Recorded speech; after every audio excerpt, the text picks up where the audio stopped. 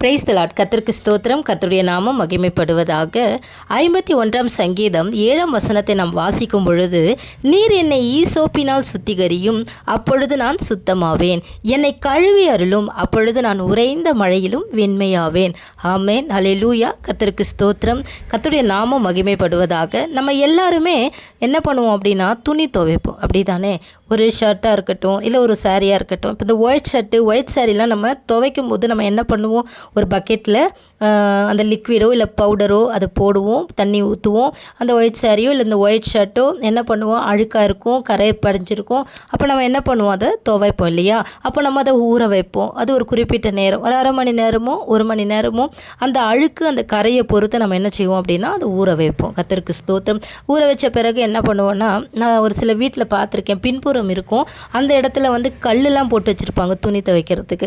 அப்போ அந்த கல்லுக்கிட்ட கொண்டு போயிட்டு கல் மேலே போட்டு மறுபடியும் ஒரு சோப்பு எடுத்து என்ன பண்ணுவாங்கன்னா, அந்த ஷர்ட்டில் எந்த இடத்துல அழுக்கு இருக்கோ, கரை இருக்குதோ அந்த இடத்துல என்ன பண்ணுவாங்கன்னா அந்த சோப்பு போடுவாங்க, ப்ரஷ் போடுவாங்க. ஒரு சில பேர் வந்து கட்டை இருக்கும், அந்த கட்டை வச்சு என்ன பண்ணுவாங்க அப்படின்னா, அந்த துணியை அந்த அழுக்கு போகிற வரைக்கும் அதை அடிப்பாங்க. அதுக்கப்புறம் நல்லா அந்த ஃபோர்ஸ் போட்டு அந்த கல் மேலே அந்த துணியை வந்து அதை துவைப்பாங்க. அதுக்கப்புறமா அதை அலசுவாங்க. எத்தனை வாட்டி, 2 வாட்டி இல்லை 3 வாட்டி அலசுவோம். அதுக்கப்புறமா அதை நம்ம வெயில் நல்ல வெயில் படுற போது வரைக்கும் என்ன பண்ணுவோம் அப்படின்னா, அதை வந்து நம்ம காய வைப்போம், கிளிப்பு போடுவோம். அதுக்கப்புறம் அது காயிற வரைக்கும் வெயிட் பண்ணி அதுக்கப்புறம் அதை நம்ம கொண்டு வருவோம். அது நடுவில் ஒரு விஷயம் நடக்கும் பாருங்க. ஒரு வேளை துவைச்சி அந்த ஈரத்தோடு போய் பறந்து காற்றுல எங்கன்னா போய் மண்ணில் விழுந்துச்சுன்னா, அச்சோ அப்போ இருக்கும் பாருங்க நமக்கு. கர்த்தருக்கு ஸ்தோத்திரம். ஹல்லேலூயா.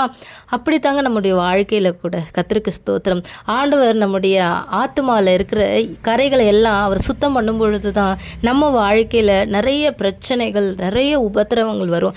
ஆனால் நான் உபத்திரவப்பட்டது எனக்கு நல்லது, அதனால் உம்முடைய வார்த்தைகளை, பிரமாணங்களை நான் என்ன பண்ணுறேன், கற்றுக்கொள்ளுகிறேன் அப்படின்னு சொல்லி நம்ம வாழ்க்கையில் நம்ம என்ன பண்ணணும்னா, வலிகள் இருக்கும், வேதனைகள் இருக்கும். யாருக்கு அப்படின்னா, ஆண்டவருடைய வார்த்தையை என் வாழ்க்கையாக மாறணும், இயேசு கிறிஸ்துவுக்குள்ளே தேவ பக்தியாய் நடக்க யாரெல்லாம் விரும்புகிறாங்களோ அவங்க எல்லாருடைய வாழ்க்கையில் உபத்திரவம் உண்டுங்க. யாருமே சொல்ல முடியாது ஆண்டவரை ஏற்றுக்கொண்டவர்களுக்கு வந்து உபத்திரவமே கிடையாது, பிரச்சனையே கிடையாது அப்படின்னா, கர்த்தருக்கு ஸ்தோத்திரம், அது வந்து பொய்யா மாறிடும். ஹல்லேலூயா. பூமியில் இந்த உலகத்தில் உபத்திரவங்கள் உண்டு, ஆனாலும் ஆண்டவர் திடன்கொள், நான் உலகத்தை ஜெயித்தேன். அப்போ ஜெயித்த தேவன் என்ன செய்கிறாரு அப்படின்னா, இந்த உலகத்தில் கரைப்பட்டு இருக்கிற நம்ம ஆத்மாவில், நம்முடைய மனசில் பட்டு இருக்கிற கரைகளை எல்லாம் அவர் என்ன பண்ணுறாரு, அவர் ரத்தத்தினாலும் அவருடைய வசனத்தினாலும் அவருடைய அபிஷேகத்தினாலும் நம்மளை என்ன பண்ணுறாரு அப்படின்னா, கழுவி சுத்தம் பண்ணுகிறார். ஆமென். ஹல்லேலூயா. ஒரு ஒயிட் ட்ரெஸ்ஸை துவைக்கிறதுக்கு அவ்வளோ ப்ராசஸ் இருக்கும் பொழுது நம்முடைய ஆன்மா, நம்முடைய ஆத்மாவில் இருக்கிற கரைகள் தீரணும், கரைகள் எல்லாம் போகணும், அவர் பரிசுத்தமாய் வாழணும், வெண்மையாக இருக்கணும்னு அவர் விரும்புகிறாரே. ஆமென். ஹல்லேலூயா. பரிசுத்த ஆவியானவர் கரத்தில் நம்ம ஒப்பு கொடுக்கும் பொழுது அவர் அந்த வார்த்தையில், வசனத்தில் நம்மை சுத்திகரிப்பார். அப்போ நம்ம சுத்திகரிக்கும் பொழுது அவர் விரும்புகிற அந்த வெளிச்சம், அவர் விரும்புகிற பரிசுத்தம் நம்ம வாழ்க்கையில் இருக்கும். ஆமென். ஹல்லேலூயா.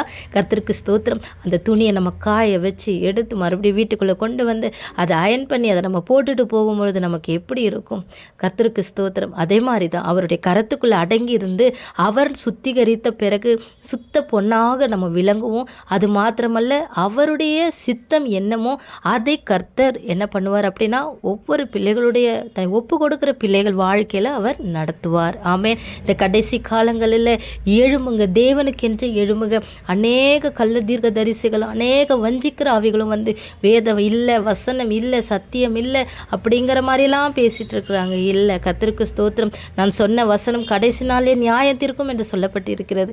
திருவசனத்தை கேட்கிறவர்களா இல்லை, அதன்படி செய்கிறவர்களா இருக்கணும்னு தேவன் சொல்லி இருக்கிறார். ஆமென். இரவும் பகலும் அவருடைய வேதத்தில் தியானமாக இருந்தால் நம்ம பாக்கியவான், பாக்கியவதி என்று வேதம் சொல்லுகிறது. ஆமென். ஹல்லேலூயா. கர்த்தர் நம்மை ஆசீர்வதிப்பாராக. ஆமென்.